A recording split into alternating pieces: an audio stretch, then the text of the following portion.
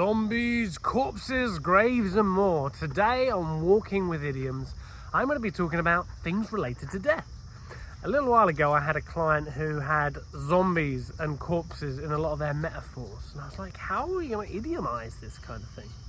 So I did some research, and it's interesting that zombies, or the whole concept of zombies, comes from the Afro-Caribbean and Haitian traditions. And it's actually about the reanimation of corpses, something being brought back to life. But as opposed to modern day, where it's more focused on like viral infections and things, zombies were more about the sorcerer or the magician having control over something else, having control over these corpses. They were mindless, they were brainless, and essentially they just had to do the bidding of others. So now when I see zombies in metaphor, it makes me consider a few different things. So realistically, these things are dead. They're not alive. Well, they're not quite dead. They haven't been dead and buried. They haven't been laid to rest. There's still some energy, but it's not really natural. At the same time, they have an insatiable hunger. That hunger never stops. That hunger is ongoing. It's something that drives them. We can look at maybe a carnal nature. If we consider neurologically speaking the reptilian brain, it's all about eating and feeding, pretty much. Obviously we've got reproduction in there as well. I don't think zombies do that so much. But it's about that carnal instinct just to stay alive. It's just about maintaining life. And it is mindless. They constantly on the search for brains, for sustenance. Some might say it's a no-brainer. This is the thing. They're slow in some things, they're fast in others, depending on what sort of videos you watch. But realistically, this is unnatural.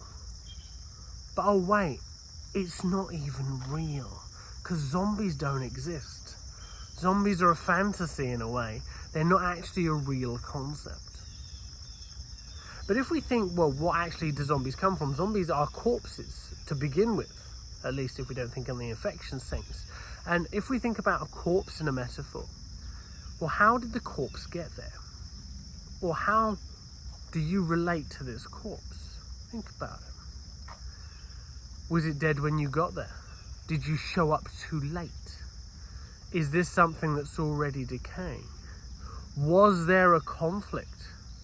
Was this an injured soldier? Was this, how did this come about? And it could be quite a natural death, or it could be something that you just happened to come across. But what is your relationship to this interaction, to this death, is something I would consider. Because it could be decomposing, it could be decaying, it could be said to be something quite rigid, quite stiff. Realistically, it's dead, it's lifeless. There's nothing to move it forward. Essentially, it is the ultimate end. And then we can consider, well, where do corpses go? I mean, we can say things are all dead and buried. But if we think about cemeteries and gravestones, essentially it's could be said for a place for reflection. It's a place to commit to those, place to communicate to those who rest. Essentially, it's a record of what has been. So from a time perspective, it's also quite retrospective. There's a lot of grounding on what's deep down there. There is something under the surface. It is dead and buried. So these are a few interesting metaphors around. So these are a few different metaphors around death, decay, zombies, corpses. If you've got any more, feel free to put them in the comments. In addition, if you go to the main blog page, you'll see all of the other idioms up there, free for you to use. So as always, keep having fun, keep idiomizing, and I'll catch you at the next one.